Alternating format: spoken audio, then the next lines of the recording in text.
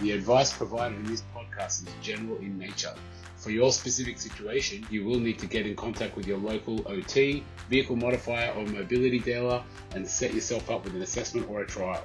Trials really do put you in the driver's seat, so get out there and get one going.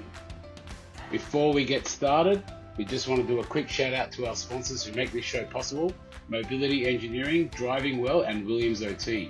This show takes time and money to put together, and we are forever grateful for their passion for our industry. Okay, enough of the business. Let's get on to the interview with Jenny and Brad. Welcome everybody to the DriveAble Podcast. I'm Jenny Gribbin from Driving Well Occupational Therapy in Brisbane, and here is Brad Williams from Williams OT in Adelaide. How are you, Brad? Well, I'm still well. This is this one's a bit unique as well. So It is a bit unique. Let them know why it's unique, Jenny. So we're coming to you with our part B of our recording of our truck and motorbike assessment. So for people that have listened to part A already with the truck assessments, you know how we explained that Brad and I got a little bit ambitious and perhaps a bit excited in our discussions, and instead of doing a little bit of a light touch chat, we dove deep straight away, and we talked about what goes into truck and motorbike assessments, and then we realized perhaps this is a two-part episode. We are passionate people, Jenny, and we like to dig deep and share our knowledge, which is wonderful, which is great, and I think hopefully people are getting value out of that. We can't control ourselves. There's there's more to know, so if we've got that value to share, then people will hopefully get a lot out of that. So hopefully you've listened to part A, where we've talked about the truck driving assessments and what goes into the assessment process itself, that's a sort of extension of the car driving assessments, and doing the training that you need to do to be able to go and do these types of assessments as an OT driver assessor. But in this part B episode, we're focusing on the motorbike assessments and what goes into running a motorbike assessment safely, and what sorts of modifications might be available, which is very, very cool, as well as the NDIS processes and considerations too. Yeah, if you're listening to this one, just understanding the motorbike assessment, do yourself a favor, go back and listen to part A, because we go into unpacking what the training is for us and how we actually became motorbike assessors as well, and some of the elements. So it really is a part A and part B, because some of the important factors roll from one to the second. So make sure that you go back and listen to part A if you're catching this one later on. So should we get into it? Let's get into the motorbike side of things. Let's do it. Let's hear about it. Mobility Engineering is Australia's leading automotive product supplier for disability customers. We have installers all across the country, over 100 of them, and we have the largest range of mobility products for vehicles in the country. Get in touch with Mobility Engineering for any of your driving solutions. Let's get into motorbike assessments, which are completely different again. And again, we haven't talked about how we both operate with our motorbike assessments, so we could be telling you completely different things. Hopefully, we are aligned. The first things first is absolutely C-class assessment first. Again, speaking from experience. Tricky if they haven't got a car license, though. I don't know if you've ever come across that, because that becomes very, very tricky. But we always, if they do have a car license, yes, we want to see their cognition in a dual brake environment, where we've got a little bit of control over the elements if there's something does go wrong. So yes, absolutely agree with you. It has never come up for me, and for new drivers in Queensland, a C-class is required first. Oh, okay. But I'm sure there are many motorbike riders out there that are old school and never had to do that process. So South Australia doesn't have that requirement. You can go straight to a motorbike first. That can be really tricky if they don't have a car license to be able to show that. So So what do you do, Brad? What do you do? you What's your you process? you start extremely slowly. So we do our cognitive assessments and physical assessments just like we would previously for a car license, and we look out for warning signs that there's going to be an issue with something. Mm. And then what we need to do is the first thing I always do is Mm. balancing the bike, being able to walk the bike, maneuvering the bike to get out of driveways or turn it around in your garage or back it in. So it's usually quite often parked between a really tight environment, not in a big open space. So they back it in. So the first part of the assessment that we do is all about balancing and being Yep. able to maneuver the bike around by walking and making sure that they can actually do that. Mm. Or the next thing that we do is we do a walk on the bike test. So you're actually walking the bike while sitting on it to be Yep. able to maneuver it forwards and backwards. So in case you need to adjust at traffic lights, you might have gone a touch too far and you need Yep. to walk it back slightly, or someone needs to get through a space and you need to walk it back slightly. So we look That at parking those. element as well. Like usually would have to be seated on the bike Yep. to physically walk, reverse themselves back. Taking down the leg stand, putting Mm. up the leg stand. Yep. So making sure that you can actually balance the bike when you get off. Mm. One of the big factors is getting that leg over Yeah. and having the balance to actually get the leg over the seat. Mm. Especially if you're looking at, I don't know how many you've done, but the amount of people that have lost a limb, Mm. a lower limb, and Mm. want to get back to motorbike riding. Yeah. It's amazing how many people have lost a limb in a motorbike accident and they're desperate to get back on their motorbike. The freedom they talk about on a Yeah. motorbike, the Yeah. feeling is like nothing else. I don't understand it. I'm Yeah. not a motorbike rider either, but Same. I'm not either, I've but I can appreciate I've heard for it enough them times now. that's Yeah. living. It's living and breathing. Yeah. Yeah, it is. It's Yeah. that element of being free and Yeah. experiencing the wind rush and being one with the elements, I think is what And they that's say. But it's part of your identity that the limitation of not being able to do it really is a huge mental health Yeah. challenge. Yeah. Yeah. So when it So you comes do a bit of to skills assessment start first. off with, yep. Yeah. Yeah. Yeah. What we tend to do then is we tend to do a short ride assessment where I'm And standing at the side of the road and are and you we go to doing a quiet this location. with like a riding school or To start off with, we are doing it with a riding school instructor, yeah. and they're there Yeah. with us. And Yeah. what we do is we get them to ride up their street, turn the car around. If it's not their street, if they're on a busy environment, we'll go to a quiet environment and do this. Go around, a U-turn at the end of the road, go down, U-turn at the end of the road, and come back. And then Yeah. that way we can look at a tight turn, their balance around a tight turn, low speed, Yeah. and ride down the road and turn around and come back again, all within eyesight, Mm. running distance if anything goes wrong. But it's got the elements of the Ride Safe program where Mm. we're looking for their ability to maneuver the bike at slow speed out of their driveway to start off with, turning to the left and then doing U-turn to the right. Yeah. And usually we've assessed their ability to judge traffic beforehand, whether it's Yeah. in a car or Yeah. so forth before that.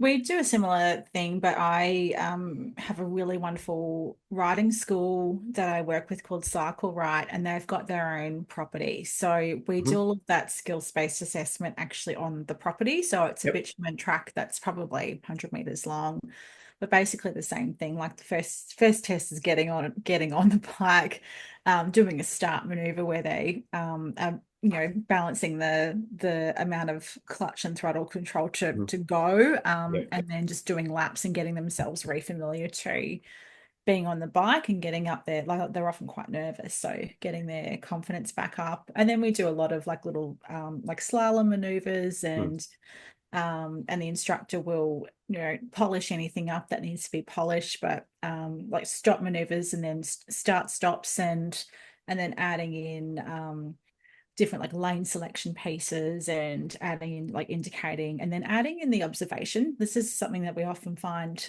with the riding skills, is that particularly again old school methods of learning to ride did not include turning your head and checking, doing shoulder checks on your takeoff, or your stop procedures. So just adding in those shoulder checks and getting them really comfortable and familiar Yep. with that basic skills in that controlled environment. And then do you do a on-road assessment? I do, but before we do that, we actually go and do a roadcraft discussion in a classroom environment. So the instructor leads through that, and they talk about buffer zones and like collision avoidance and safe. If there's a particular bend, what's the line of travel that they should be following, and it's run as a discussion, but we're assessing the client the whole time. They don't really often don't that we're looking for safe and appropriate attitudes, and we're looking for safety awareness and all those really positive things in terms of roadcraft with the motorbike use, and just looking for any sort of little things that might pop up as a bit of a flag. Yeah, I guess we don't do that because we haven't got that type of environment available, but our OTs would do those type of questioning in our pre-drive assessment and asking about those type of scenarios. We then go into a tag along type of drive, and we tag from behind and watching for their roadcraft actually on the road and their gap selection if it's got to that point. We usually start off in back streets and then build up in regards to that ability and change it. So we might say, I want you to go around this block, left, and then pull up and stop again. And we're trying to tag along and watch that and so what do you mean by tag along? How does tag that along? So we're in a car behind. Yep. We're in a car behind, and I'm watching from behind, and have you got the riding instructor with you up front?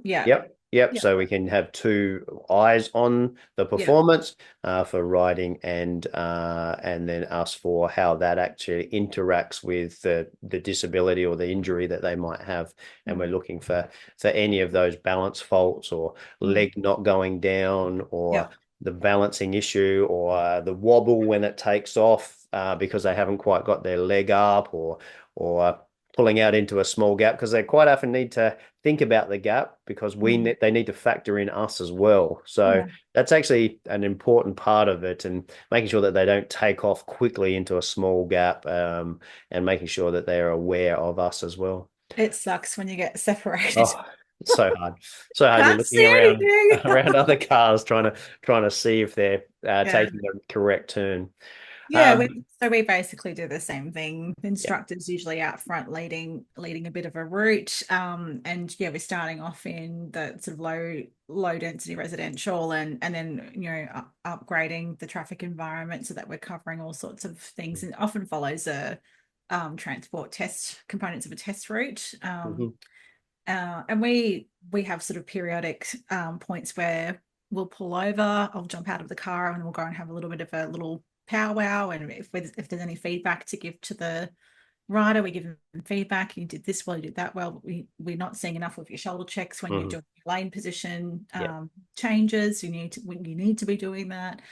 And then we'll do that a couple of times, and then we'll get back, and then just like in a car assessment, that we have that debrief with the instructor and determine what the outcome is and what the recommendations would be. The only real difference is that we can't sit alongside someone or just behind somebody. We're just a little bit further back, and we have to break it up and come over to the side of the road and get out of the car and have a powwow, like you said, instead of doing it in the car. So effective though still, because you can see so well what that rider is doing. And we also have the another component that we do is that the after one of our stops, the instructor will say, okay, well, the rider will be out front now, and the rider will be out front, like, I want you to we're going to be going in this route. Mm-hmm.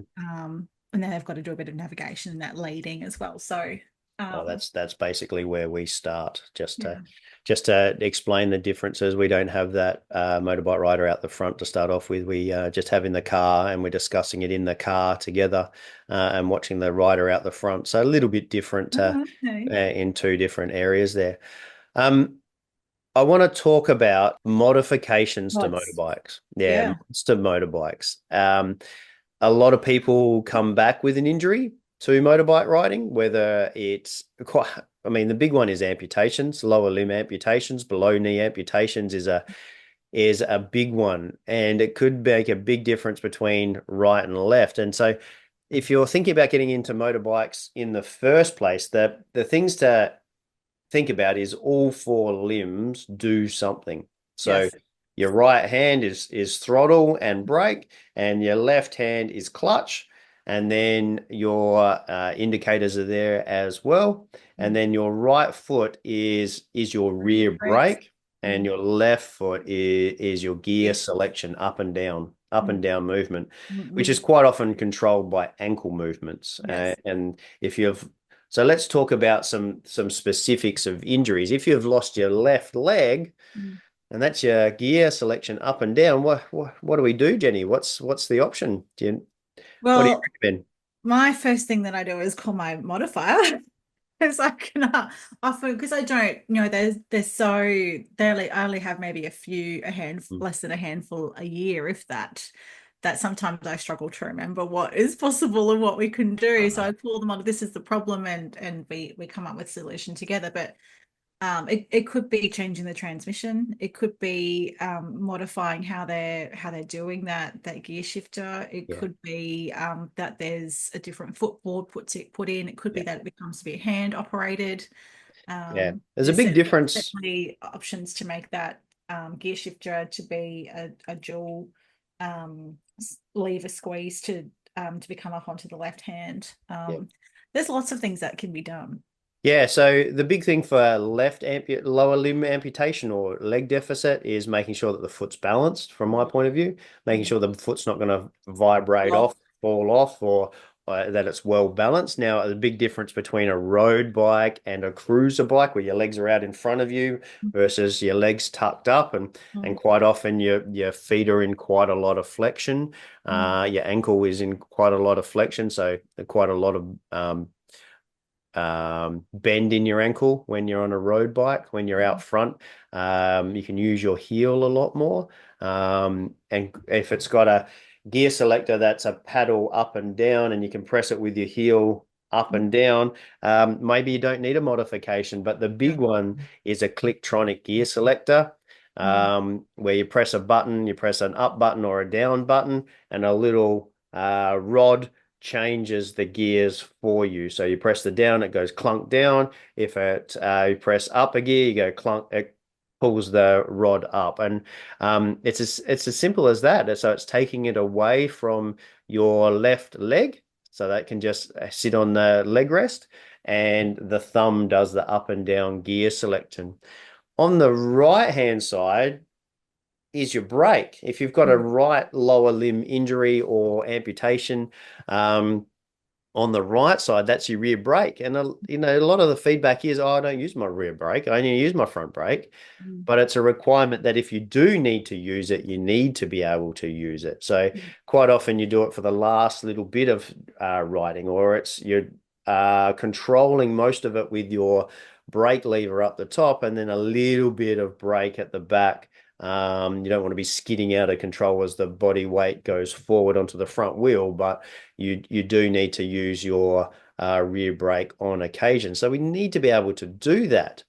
So we've got to factor in, how do we do that? And quite often, one of my recommendations is a dual lever up the top. So moving it from the leg to two levers up the top, a short one and a long one. So two fingers on the short one, two fingers on the long one, and you're able to control the brakes that way. Where would you say, Brad, if we're working with a client that has had a below knee versus an above knee amputation on one leg, either side, Yep. Where do we what's your experience been in terms of their ability to balance and just be able to stay upright on the bike? Yeah. Need to have really good hip strength Mm, to be able to hold the prosthetic against the bike, to be mm, able to shift that body mm, weight over. Um, it is harder. mm, And if you've got a little bit of lack of fitness through that hip region, then it can be quite difficult to balance the bike with an above knee mm, amputation. But mm. keeping the leg on without the feeling of it slipping off the pedal is Yeah. one of the biggest things. And putting a little bracket on the side to keep that foot on is what we've found was worked in the past. So that foot is kept in Changing close the peg to a board, a to plate. an L, The, yeah. we We do say an L shape and make sure that they wear boots so the heel is locked into it. So yeah, that or putting a board on it as well, so it's yeah, locked in. with a gutter that they can't slide off. Yeah. And what Um, about if it's a no-go to return to a normal motorbike? mhm. We go to a trike mod usually Yeah. then. Yeah, Yeah, yeah. So three wheels of some sort, yeah, whether it's the Can-Am Spider with two wheels yeah, out the front, yeah, or going to a sidecar, yeah, or going to a trike with one wheel out the front and two wheels behind the yeah, behind the seat. There's yeah, options, and it's all about whether one's going to be a preferred option versus the other. Whether you want to take your dog in the sidecar with you, or whether maybe you need to get on a wheelchair, and that's one that we haven't spoken yeah, about is yeah, yeah, when both legs don't work, we've yeah, got to get everything up onto the handlebars, but then yeah. we've got to make sure that balance is something that's really strongly considered. Mm, When the legs, if spinal cord injury from the hips mm, down, mm, there's mm, lack of control there. The bike has to be really well balanced, and you have to be able to balance yourself mm, while going around the corner. So mm, higher level thoracic injuries can quite often be quite difficult mm, for motorbike riding, even mm, if it is a three-wheeler, um, because of that body twisting and balance. It's lumbar can be a little bit more successful, but thoracic is something where we really need to look at mm. balance. The big question is how do we assess this if they haven't got the right bike to start off with? We've got a wonderful modifier here on in southeast Queensland that Eagle Trikes, Hoppy at Eagle Trikes, that he's actually got demo vehicles. So Oh, we'll do a trial. Yeah. maybe I need to argue with the NDIS that we need to go to Queensland for an assessment. We do not Sure. have anything like that in South Australia. We Mm, have to advocate that we've done all of the assessments. We hypothesize that it's all going to be okay. We need to get the mm, mods first, a bit like a van assessment for somebody that needs to drive from wheelchair. We need to get all the van modified first before we can mm, actually drive. mm, Um, it's a lot like that. We have to use our skill and our predictions that it's going to be okay, and these modifications are going to be okay, and get the mm. bike modified first, and then go through the assessment process, which is a big risk, Big risk. and something that we need You to would have a really, trial again. Mm, yeah, we can't trial first. So mm. that one's tricky. That one's really tricky when they need mods for that. Um, so many wonderful things can be done. Wheelchair, how do we actually store the wheelchair? That's probably Yeah, another podcast yeah. where we can actually break down uh, wheelchair modifications on a motorbike.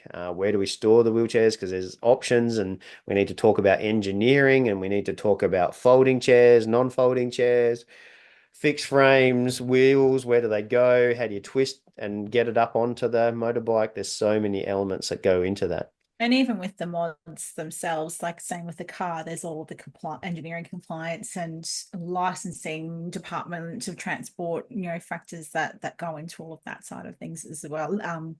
What's got to go in the medical certificate as well. So there's all of those things to consider and work through. Brad, what's your most memorable motorbike assessment? Uh, I love doing the motorbike assessments. Um, my first one was above knee amputation with a Autobot Genium 3, where we could set the knee at a Mm, set set angle. So I can't remember what angle we actually set the knee, but for his road bike to be able to get his foot back on the peg, which was basically underneath his hips, that Yeah. was a real problem solving to be able to do that and actually just be able to get his leg on. Once we could establish that, then we could look at the gear selector. That was one of my very first assessments. So that one stands out to me. Yeah. But my best was an upper limb amputation. Ah. So if you think about that and you go, I've got someone with an upper limb amputation, and Whereabouts was the amputation? yeah, so And just below amputation just below or elbow, just okay. below Like elbow. right or left? It was right side. Okay. A new Oh amputation? no, sorry, it was left side. Sorry, it was left side. It was definitely left side. Wasn't right side because we were doing the throttle. So Uh-huh. yeah, it was definitely left side. Sorry about that. It was definitely left side. Was But if it you did new get from a new injury or a was it new injury, yep, okay. yeah, work-related injury where his hand got caught and got severely injured and had to be amputated. So we're talking mid forearm shaft. Okay. So how do you steer a motorbike with one arm was what the first question was, and you go into that going, this can't be done. It really can't be done.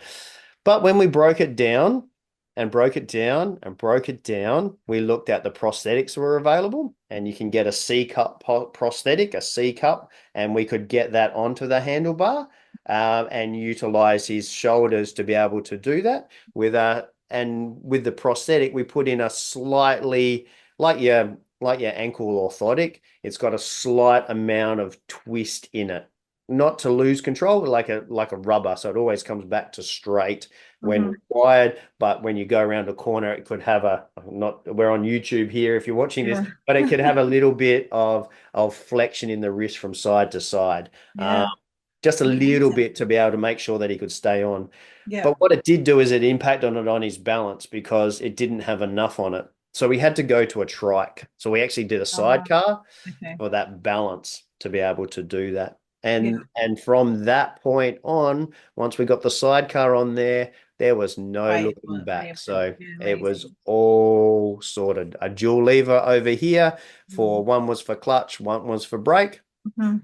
and the other one, and then down at the bottom was normal gear selection and Yeah. rear Yeah. braking. But the rear braking became a much bigger factor because Yeah. it's now a trike. Yeah. Okay, so or three wheel, so it's a lot more balance. There's not as much weight going forward. Able Yeah. to use the rear brake a lot more down there, and he had to learn how to factor that in. But that's my most memorable one. I'll tell you about mine. So Yeah. mine would have been probably my first trike modification. I had a lovely gentleman he looked like a bikie. But he hadn't actually ridden for like 20 years. Like, so when he first had his kids, he decided, it's too dangerous. I'm not going to ride. And then he started his family, and his kids were sort of coming up to sort of early teen years, and he really decided that he was ready to move and to be able to and do things together with his kids and to be able to like even take them to school or go camp like on long weekend camping trips and things like that. So he'd finally bought his dream bike, which was a Harley Davidson of some variety. So it's his dream bike, and he'd had that bike for like 2 or 3 weeks when he had this sudden pain in behind the back of his knee, Mm-hmm. and it was bad enough to go to hospital, and it turned out that it was an aneurysm, and he had a surgical amputation that evening Yeah, right. below his knee.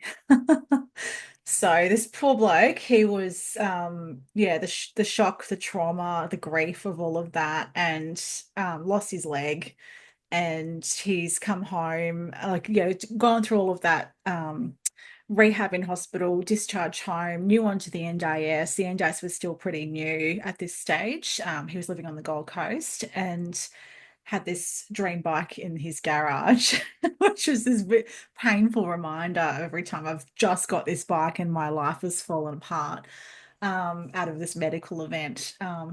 But he had found out about the trike modification, and he was super keen to get onto that. He was not interested in modifying a car and Mm-hmm. returning to driving. He wanted to put all of his efforts into the bike, and he from his perspective, it was he was just starting to get a prosthetic leg, and go through that process with his rehabilitation. So he was quite happy to.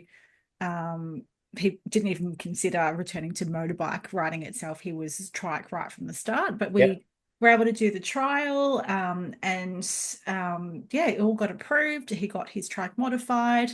And that first like handover onto his bike, oh my gosh, he was a different man. It was So it stuff was his bike, and you turned it from a two-wheeler into a three-wheeler. three-wheel at the Yeah. back. Yeah. Yeah. Yeah, fantastic. Um, and he was, and by the time that that took a long time, but by the time, and it was just before Christmas that he I love when we're able to tee up the handover Just before with Christmas. Christmas, like Merry Christmas. Yeah. And he was walking by that stage as well. So, this at his full height, and he's just giving me this huge bear hug. Oh gosh, it made my heart sing. Yeah, yeah, yeah. Yeah.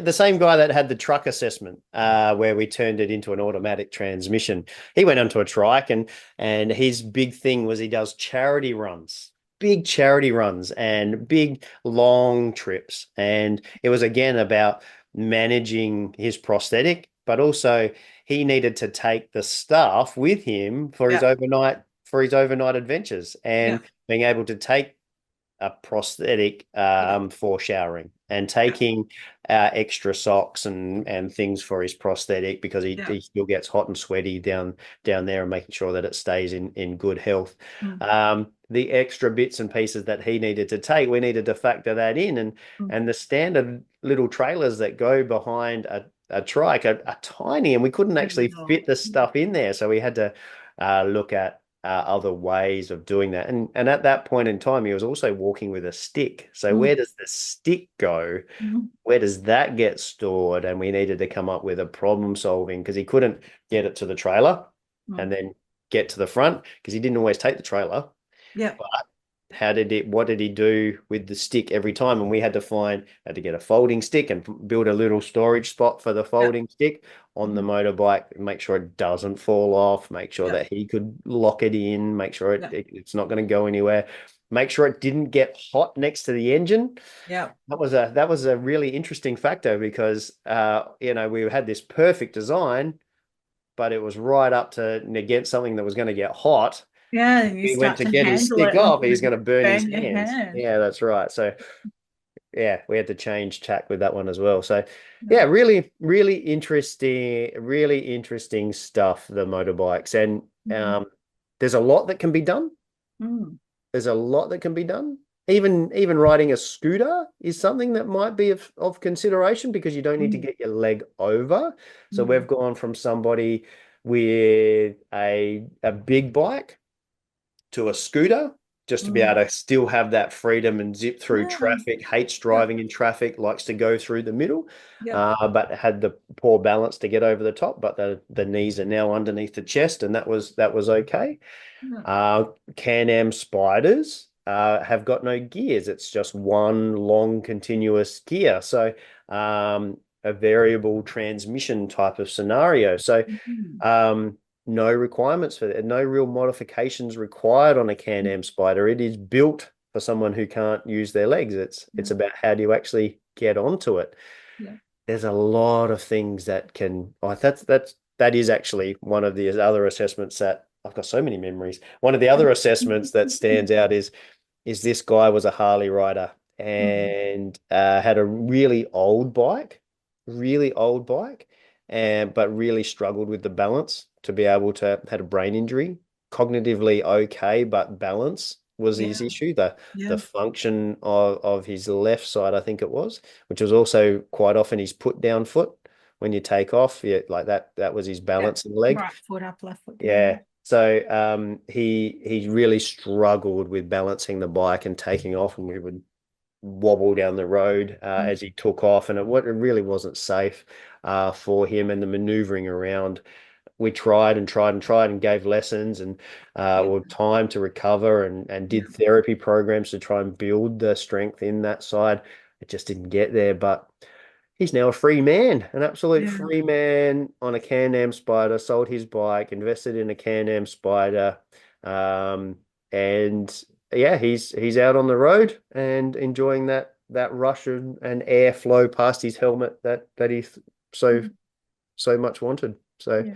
Yeah. yeah, really good stuff. Again, not everyone's going to be successful. We do have to say no to some clients. I've certainly said no to a handful that it's just not been safe. Like we're thinking, they've the risk of accident and severity of injury is drastically increased on the motorbike. So we've always got to consider that. But where we can, it's wonderful to be able to support clients where it is going to be safe to help them return to that.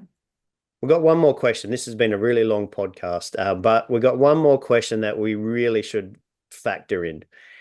How does all of this factor in with the NDIS?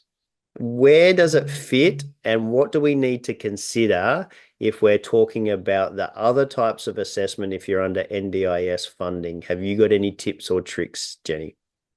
Well, I think in my experience so far, it's as if someone's returned to car driving and they've been through all of that process through their NDIS funding, and then there's a further goal to return to truck driving or motorbike riding or to progress with the motorbike mod, whatever it is. Yeah. They've just got to have that as a goal, and they've got to have the funding available for that within their capacity building, improved daily living budget. Yeah.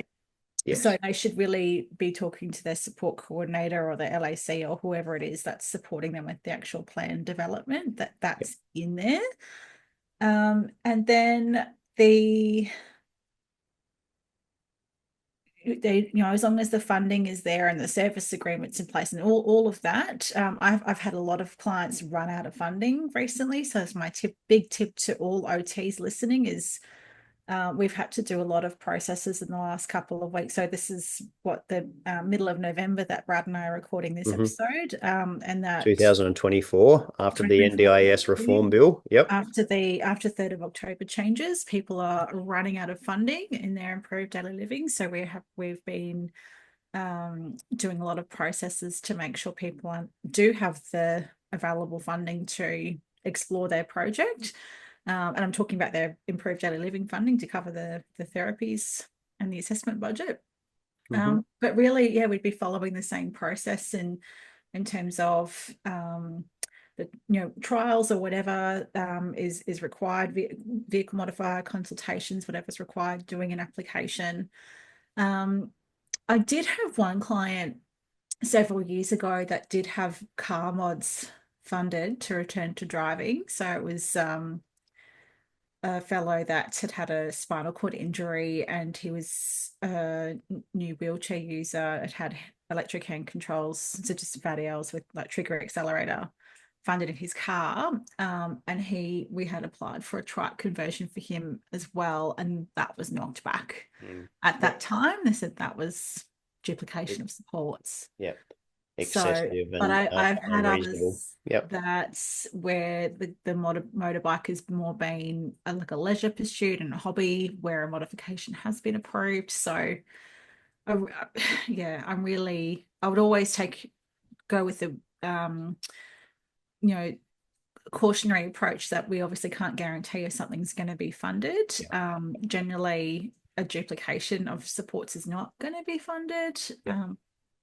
And let the clients make a decision about how they're wanting to proceed. If you're a driver trained OT and maybe you're a fairly new one, there's a couple of big takeaway stories for this. If you're listening to this and you're a driver trained OT, or maybe you want to get into it, the first thing is make sure you do the training first and you learn about the elements that go into these assessments for looking at the extracurricular elements. So the different cognitive load, the different balancing load, the different physical load, the different vision load in regards to observations. Observation around a helmet can be quite tricky as well. So that one there we haven't even touched on, but making sure that you look at all of those elements in an actual assessment course, so you're well prepared for your first assessment. The next thing to consider is if you're doing this through NDIS, the meaningful elements, which is what OTs are so good at, the meaningful elements of these extra assessments So are important. so important, Yeah. and it's not to be overlooked. The meaning behind why you want to do these things, yeah, it could be the big difference between approval or not approval, because it's about choice and control still, the NDIS, although that's the bit that's a bit questionable at the moment after the reform bill. Is there as much choice and control as there used to be? Um, We don't that's know. we don't We don't know. know what That's that will look like. That's right. we don't know what that looks like, but that meaningful elements to it all. Why do you want to do it? Why is it so important to be able to have this plus a car license and really unpack that? And that's where I would usually get the client to write their own personal statement. And Yeah. that would often be, I've had one where I've had their psychologist also write a supporting letter, like in terms of this person's ability to return to motorbike riding. Like this is crucial for their mental health. That they've weighed into that as well, and their doctors weighed into it, so that it's it's not just you as the OT Yeah. making that recommendation. Williams Occupational Therapy focus their attention on helping people with their mobility needs. From driving to wheelchairs, Williams OT provides help to get people mobile. Well, that's one of the longest podcasts we've ever done, Jenny. That one. It didn't feel long. It didn't Yes, feel long we at just got all. into it. If you've come and joined it for part B, make sure you go back and listen to part A, where we really unpack what's involved in the assessment training. How do you actually become an assessor in these areas of both truck assessments and motorbike assessments? We didn't even get into bus assessments or other assessments. We didn't even unpack that. Oh, look, let's get into it. Have you got another story, a different type of machinery or something really quickly to finish us off? Instead of our A to B memorable moment, have you got an assessment that's just out of the ordinary that you can remember? Yeah, I've done a few forklifts, and I'm lucky that the truck school that I work with have also do all of that machinery and all the forklift licenses as well. And I had a learner driver actually that I'd worked with through the potential to drive approach, that he was successful in getting his car license, and then his next goal has been to get his forklift license. It's been there's been processes has been sort of quite slow in terms of readiness to do next steps and getting funding approved and all of those bizzos. But we basically did a like initial skills assessment on the forklift in terms of his ability to get up and onto it, ability to follow instructions from the trainer, ability to make it go, ability to operate the mast and Yep.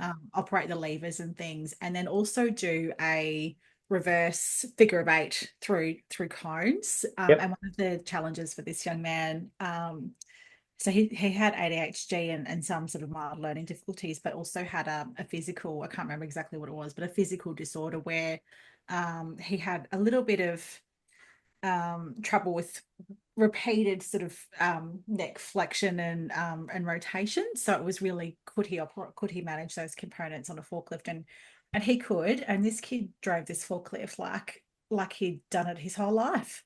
It Yeah. was amazing. Yeah. He just got on and he just did it. I'm like, wow, you can do this, Jared. We just need to get you through the course and the training and Yeah. get you competent. So I'm not sure actually where he's up to with that, but I was very happy to recommend a modified learning course, because a standard course was not going to suit his Yeah. learning needs. But it's just really opening the doors to employment options for this Oh, kid. that's Yeah. wonderful. Yeah. I've got two real quick ones. One was a return to work assessment, where his job was to roll out road aggregate, so bitumen.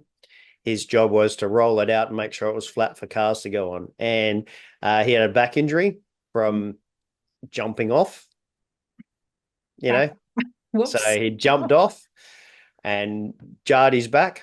Yeah. And we were doing an assessment to go back to work, but it was the whole twisting to look over his shoulder to go rolling back that way. Because you don't always drive forward, you've got to drive backwards. You got to drive forwards, you got to drive backwards. You got to drive forwards, and you got to turn and twist your body to do that and still control the speed. So yeah, a steamroller assessment, not a steamroller, but a roller assessment. That was good fun. So had he recovered enough with his not back quite. injury? No, we needed to go through more physio. Yeah. And then redo the assessment and relook at it to make sure that those muscles weren't spasming mid-roll, because he does it for hours. Hours, yeah, hours and hours. So he was going into spasms, and he could feel it even on that first roll of twisting, just the vibration, holding the tension in those muscles. He could feel them getting tighter in the first going backwards roll. So that was nope, sorry, you have to stay on work cover for a little bit longer, and do your physio and come back to it later. Did he get back eventually? Yeah, he did. Yep, it was lucky that it was a jarring element and it was not a permanent injury, but they wanted him back he wanted to be back on the workforce as quick as possible. We were going crazy at home, is what he was saying. The other one was a harvester. That one still is in my memory banks and will be. Me squished in around him, trying to watch him control a harvester in a small little cabin, sitting up on this little bit of plastic over the top of him with my head cocked sideways. Because of the roof. Because of the roof, a small cabin, trying to fit in the cabin as well. That again was another injury, and making sure that he could actually get up and in, but then also do all the observations. Quite often I got in the way and we had to look around me as well. But that one there was great fun. But yeah, no, I love doing those extra assessments, the ones that are out of the blue. That one's no issues whatsoever. He could definitely go back to it. The controlling company of the farm needed to make sure he was okay, in control before that. So yeah, that's some specific memories that mean something to us. They're the ones that stand out. So not our normal memory, but we thought we'd share a memory at the end as well. Jenny, thank you for being vulnerable and sharing your stories and unpacking what you do for truck assessments and also motorbike assessments and some of those other assessments as well. I was pretty pleased that we were pretty much aligned with our approaches. Yeah, because it is a little bit grey and we've got to fit into the local licensing authorities and what they allow us to do as well. But yeah, no, it's a fairly standard approach for those as well. And new OTs new into that area, supervision, mentorship, supervision, absolutely. Please do that. It makes a massive difference. The truck drivers will call you out. The motorbike drivers will call you out anyway. It's a different language. It's a world into its own. If you haven't learnt about it first, they will call you out anyway. So make sure that you do the course. Truck license, Brad. Oh, well, maybe I'll have to, but yeah, yep. And not in one day. Is that the recommendation? Over a couple of days. All right. Yeah. Okay. Thank you very much for your time, Jenny. Great episode, and yeah, I look forward to seeing you in the next one. Okay, see you then. Driving Well Occupational Therapy loves working with people of all ages and with all kinds of medical conditions to safely give them the opportunity to explore their driving goals.